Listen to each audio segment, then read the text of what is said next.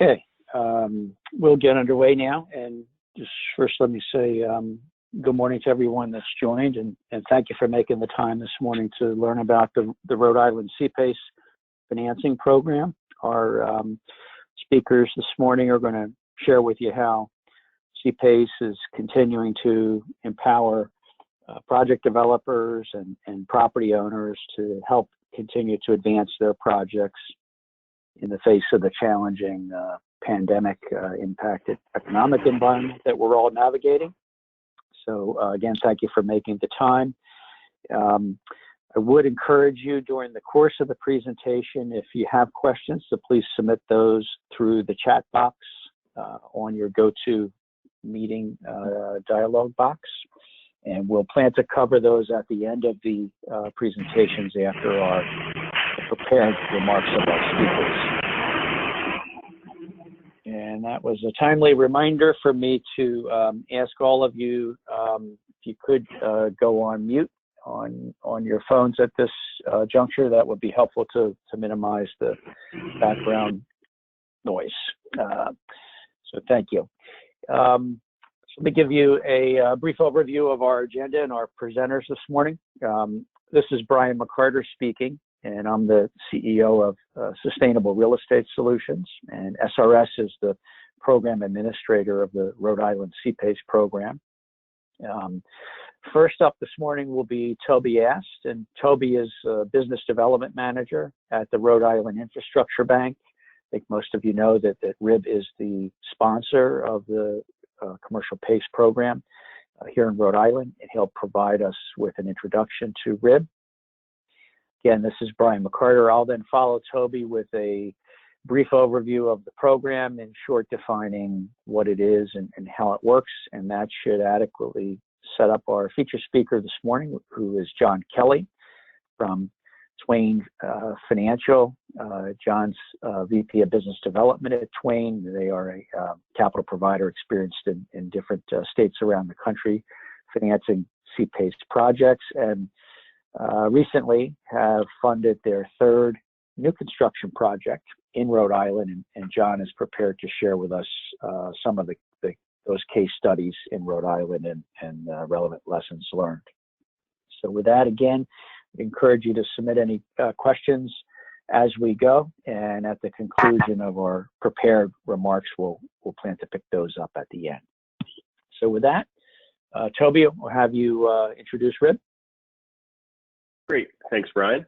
Good morning, everyone, and thanks for joining. As Brian mentioned, my name is Toby Ast, and I am the Business Development Manager for CPACE for Rhode Island Infrastructure Bank.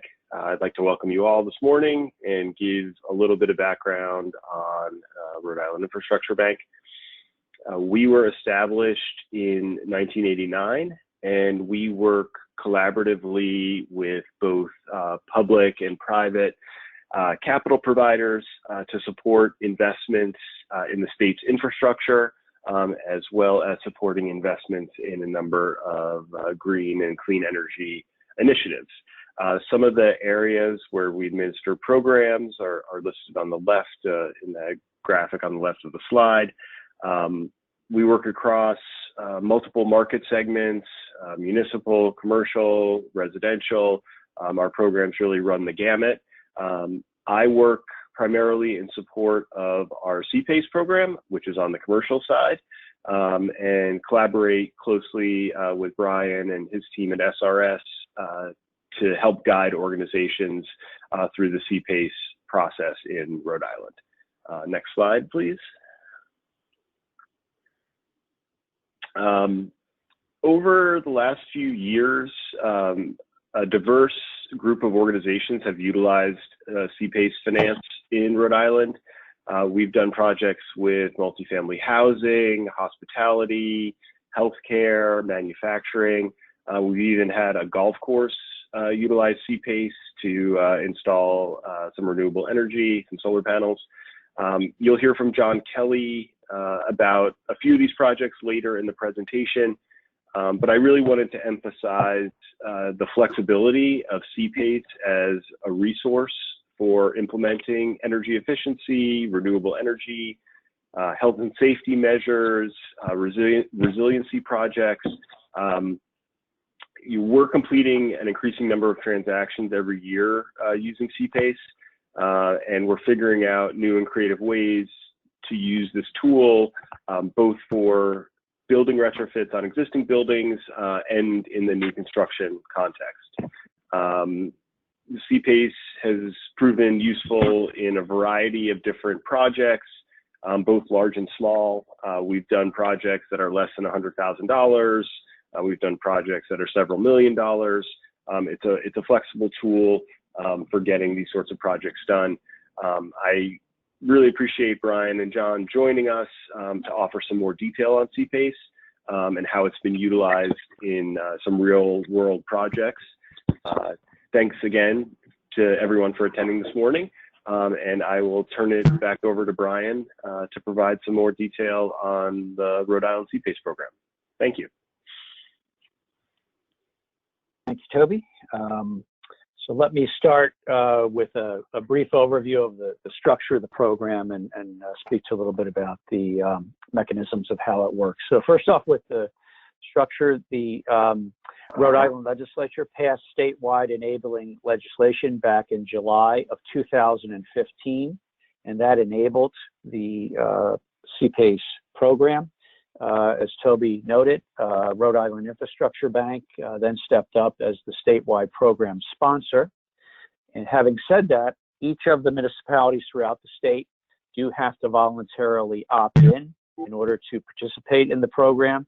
And to date, 19 of such municipalities have done so and are currently active or participating in the program. On our website at ri-cpace.com that you see on this slide is a listing of those that are active. In short, the majority of the municipalities that represent the bulk of the commercial property inventory around the state are generally active, and those that have not yet opted in, it's generally because they haven't had a project, that sort of motivated the municipality to take an action. The other notable structure point is the program is structured, as Toby was noting, and I'll pick up on his flexibility theme. It is an open market structure, which is to say a property owner or a project developer is free to choose the capital provider or the contractors or installers of energy efficiency equipment that they so choose. And for that reason, again, most of the stakeholders find it to provide the suitable flexibility. As I noted, SRS is the program administrator. Those of you that want to learn more and haven't had a chance yet, we'll forward this deck around later today or by tomorrow, and you can check out the website for further details. Few comments about the program itself and how it works. So in a sentence, PACE is simply a new way to finance energy efficiency and renewable energy projects as Toby was indicating earlier, in both existing buildings and new construction. And the program is, you can think of it as a public-private partnership, which is largely modeled after long-standing public benefit assessment law, and you can think, say, public sewer and water districts as an example. And in those scenarios, right, a public water district or public sewer district has been defined as a public good, and therefore the benefit assessment law application.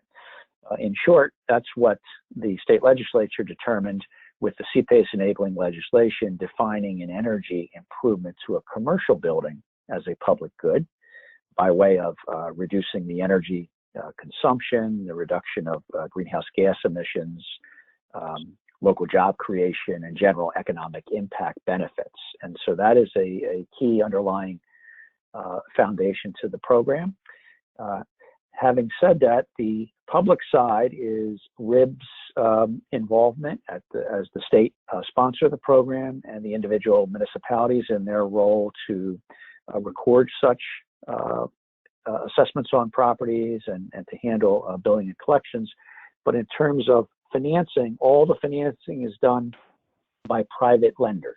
And that is a key distinguishing factor, despite the fact that Rhode Island Infrastructure Bank has the word bank in its name, and RIB is active funding public building projects. On the CPACE program side, all the financing is provided by private lenders to eligible properties. And eligible properties include the gamut of commercial property types, so office buildings, retail, hospitality, and so forth.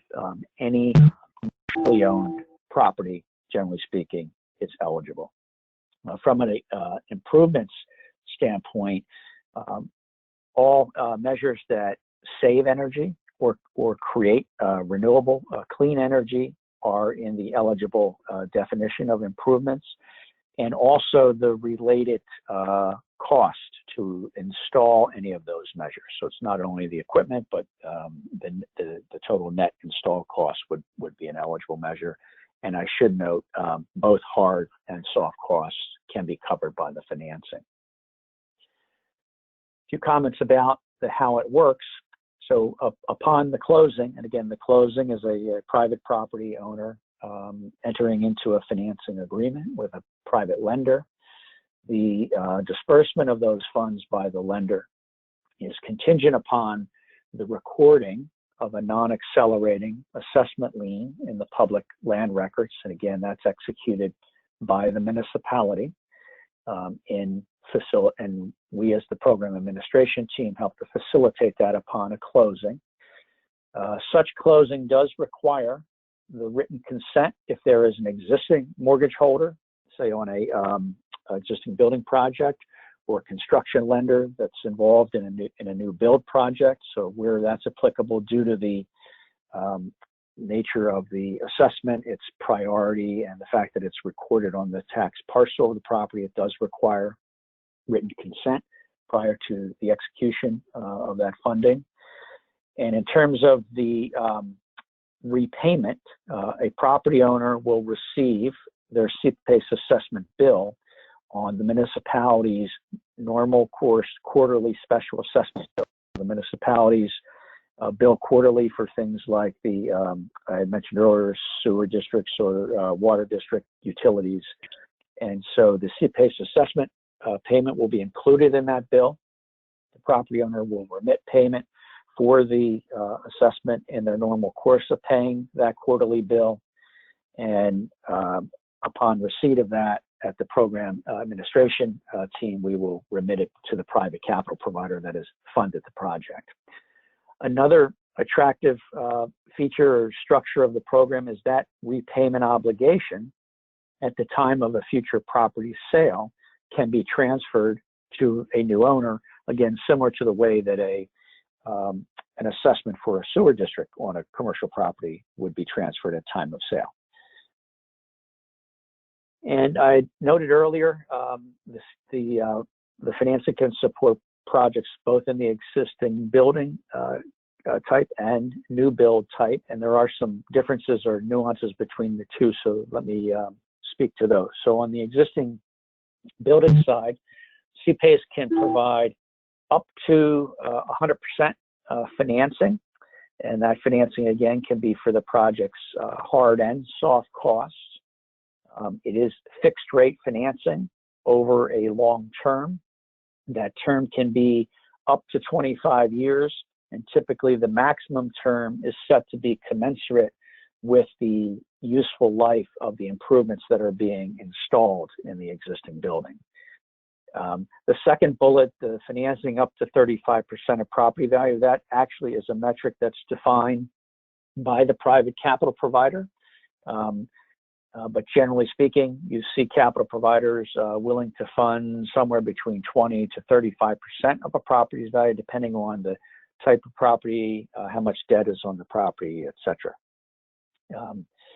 Also of interest, speaking back to my introductory comments of the, we're all dealing with various levels of cash flow pressures and constraints around the pandemic. And one of the attractive features of this form of financing is a property owner can defer initial payment for a period of up to 24 months. Again, that would be a term that will be negotiated with the private capital provider, but certainly that is of interest given today's environment.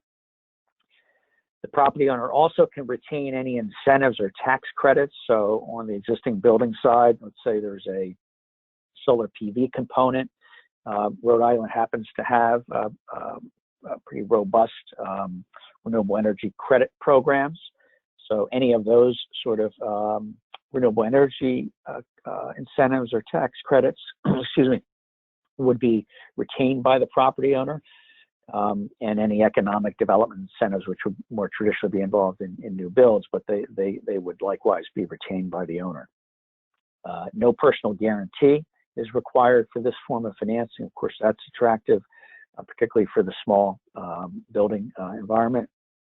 And another relevant conversation piece, given the economic conditions we're facing, is the retroactive project financing opportunity. And the way the program was designed is, I had mentioned earlier that the legislation to enable PACE was enacted in July of 2015, and that sets a look-back date, if you will. So any projects that have eligible components that were executed or installed since July of 2015, they are eligible, and in many cases that can help provide a cash flow or liquidity positive event for a property owner. So I'd encourage you to think about projects that maybe have been done over the past several years, as well as those in your current pipeline. On the new construction side, a few points of note there. It is non-recourse financing, and the total financing can be up to 30% of the eligible vertical construction cost.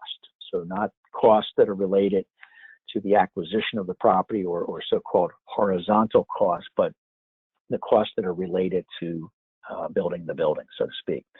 The qualification for this form of financing with new builds is that the as-designed energy performance, as modeled in the plans of the building, must exceed the current Rhode Island Energy Code, which is based on International Energy Conservation Code year 2015, by at least 5%. So by achieving that 5% exceedance of code in your as-designed plan, you can again have availability of up to 30% of the vertical construction costs. As is the case with existing building, the financing term can be up to 25 years. Again, that's a term of negotiation between the parties. Same case as existing building, the developer can defer initial payment for up to 24 months, which is particularly attractive to developers in this environment. And it's generally being used by developers, and John will speak to this more in a moment, to either reduce the equity contribution of the developer, or perhaps in the early stage of development, or perhaps they're at a later stage where CPACE may help to reduce or even displace higher cost mezzanine financing. Again, relevant to today, developers are often looking to fill gaps in their capital stacks as construction lending has become tighter in terms of underwriting requirements.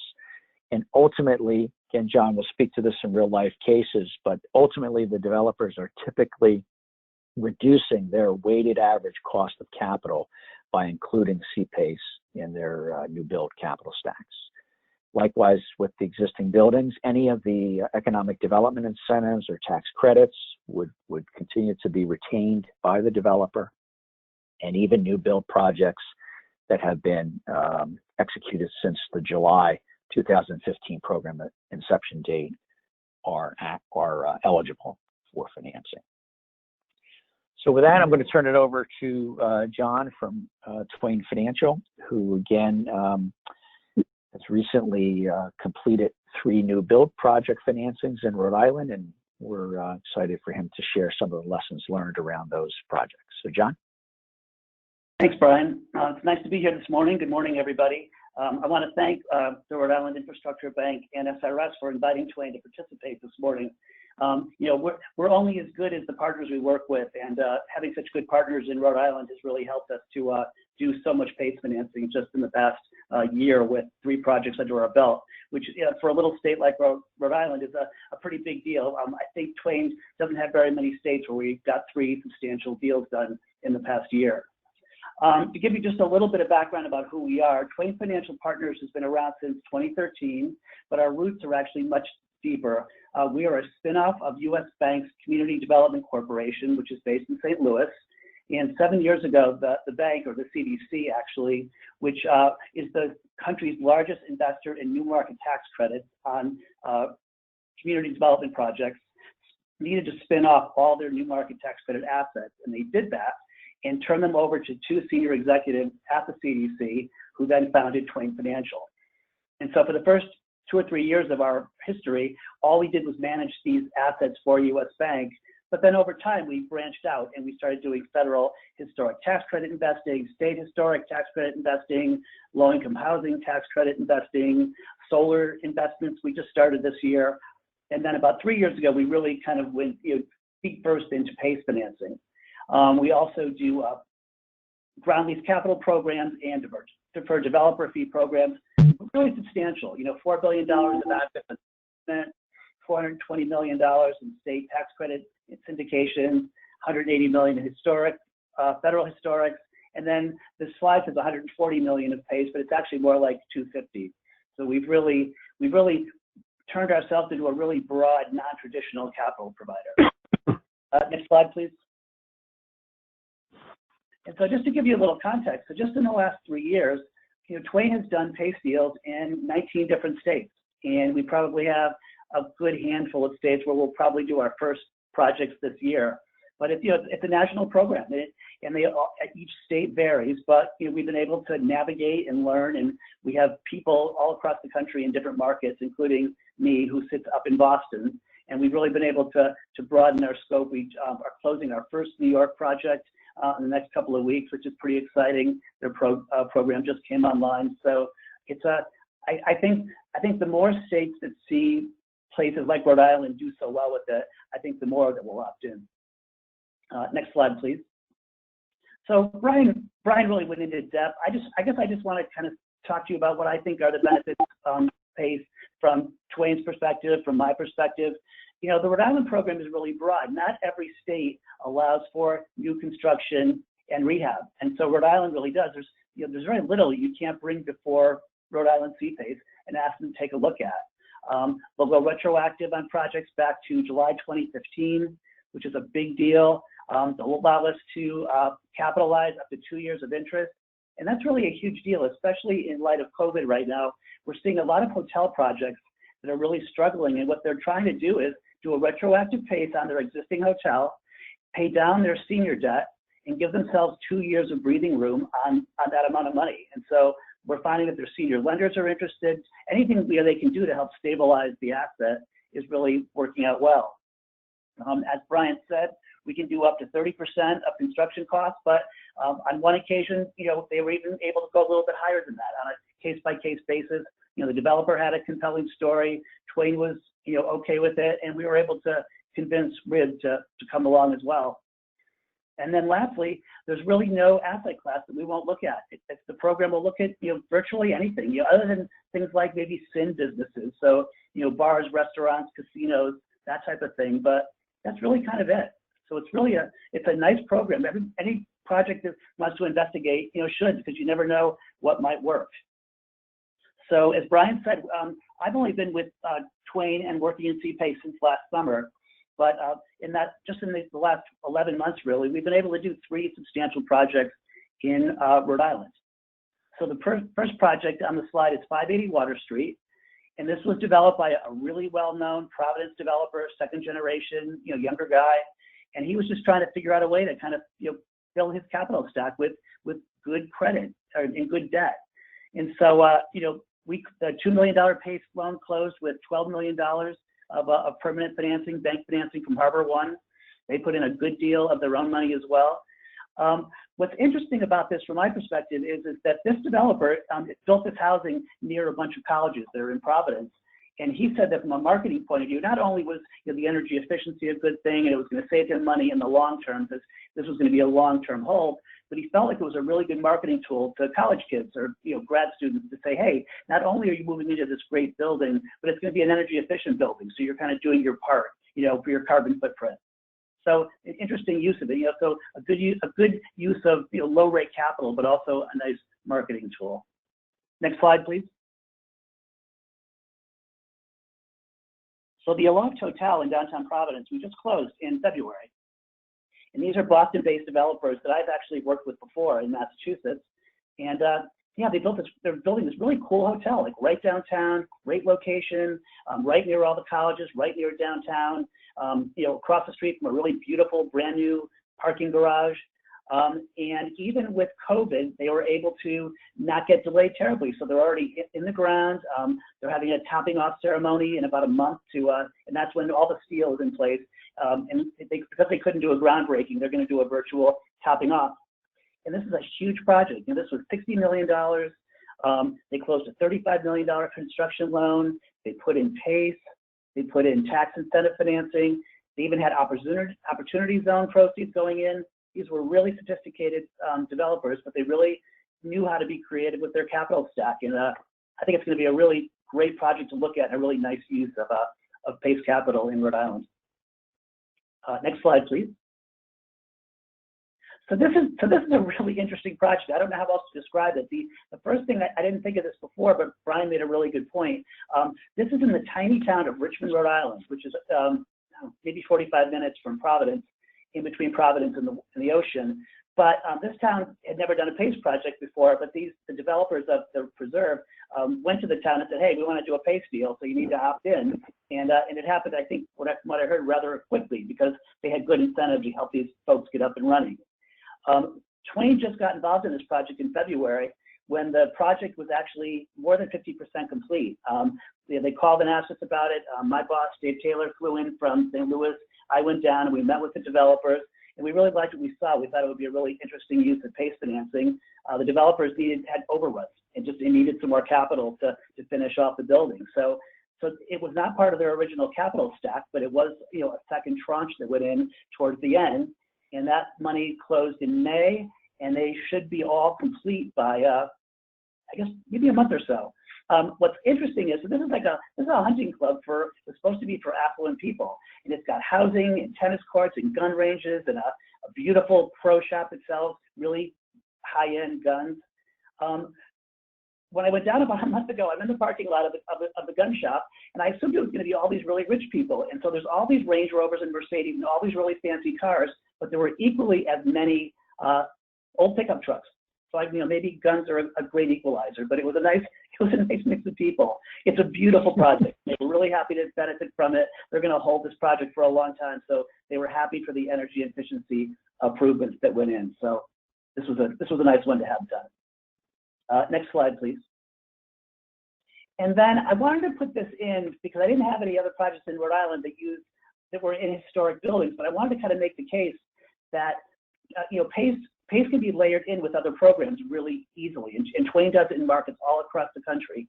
So I thought I would just show you one project and I picked this one really only because I had the nicest picture of it. But it's a hotel in Amarillo, Texas, and they use historic federal and state historic tax credits and other kinds of city and state incentives. And then they did this, and they did two closings with us, which is a little unusual. So they closed an original amount of PACE financing, and then they got to the very end, and they were like $1 million short. And so they were able to do another closing with us very easily because they had already done all the hard work and all the legal work ahead of time. So yeah, so they did it all, and the project's going to open in September. Hopefully, we'll not struggle too much with COVID, but it's a really nice use. And when you layer PACE in with other programs like this, there's a real economies of scale because you're still incurring legal costs and all the other things that go along with it, appraisals and environmental studies. So it really can be a nice way to kind of get a lot more bang for your buck when you layer them in together. I think that's it. Brian, next slide. Yeah. So anyway, I'm happy to answer more specific questions when we get to the Q&A. Thank you for that insight, John, and congratulations on the progress in such a short period of working in the Rhode Island program. So with that, we would welcome any questions, and they could be directed to Toby, John, or myself. So does anybody have any questions or comments that they would like the panel to respond to?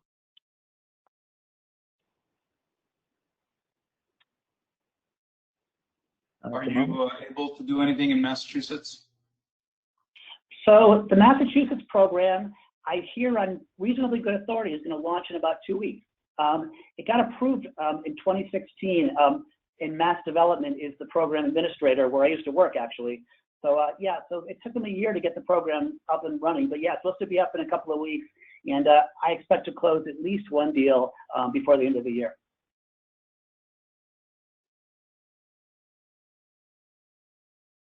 John, would you be the contact person for the Mass program? Correct. Thank you. John, you had noted on one of the case study slides the opportunity zones. Of course, that's a relatively hot and timely topic. I was just curious if you had other, depth of experience to share. We're often getting that question, right? How can CPACE and the benefits of these new opportunity zones overlap and help to advance projects? Would you have any further insight on that? The only insight, I'm not a particular expert on opportunity zones, but I can tell you that it is not infrequent to see on deals that come before our credit committee at Twain to see opportunity zone funds in. And from just my experience with the Aloft project, there were really no hiccups. There were no complications. They were both able to all the money. I think the nice thing about opportunity zones on the Aloft was that they were able to close on all that money in December before the end of the year. They needed to, and then close on the rest of the financing in February. So yeah, I think if you know what you're doing and you have a good consultant helping you manage all the money, I don't think it's a problem. Good to hear. And sort of a tangential question, you had also commented one of the projects, I think it was the pavilion, they were in a sort of a cost overrun scenario, right? Well, the other question we get routinely from developers is, COVID impacted delays to project construction schedules and the related cash flow constraints around that. It sounds like you've probably had that experience, John, both here in Rhode Island and perhaps in other states. I was curious if you could expand your comments on those difficulties that developers are facing and how PACE can help be part of the solution. Yeah, I mean, so for example, I'm talking to some hotel folks in another state, but they built a luxury hotel in a really wonderful location, and everything was going along swimmingly, and then COVID happened, and they couldn't open, and their construction date got bumped out, and the governor, wouldn't allow out-of-state people to come in, so it got pretty messy for them. So yeah, we're working with them and their lender to try to do a pretty substantial PACE loan, and all they're going to do with that money is pay down the senior debt, and take at least 2 years of capitalized interest and give themselves some breathing room. But yeah, we're getting a lot of calls from folks with, I don't want to call them distressed assets, but people who are struggling, and Twain as a company is fine with that. We understand that there's a place for everything, and I think right now PACE should be able to help some of those folks. Yeah, we're definitely hearing that around the country as well. Thank you for that, John. Does anyone else have any final questions for the panel or other comments?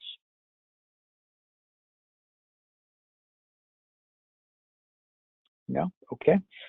Well, with that, we'll wrap up. So again, thank you for making the time this morning. We will plan to send this deck around in a follow-on email, so you can stay tuned for that, and anyone that you may have in your colleague circles that was unable to attend, or you think this might be good content for them, you can forward that on.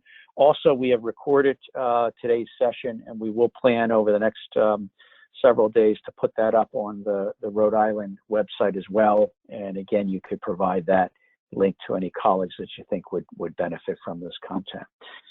So with that, I want to thank Toby and John for their contributions and insight here today. And with that, we will sign off. So have a good rest of the week. Thank you.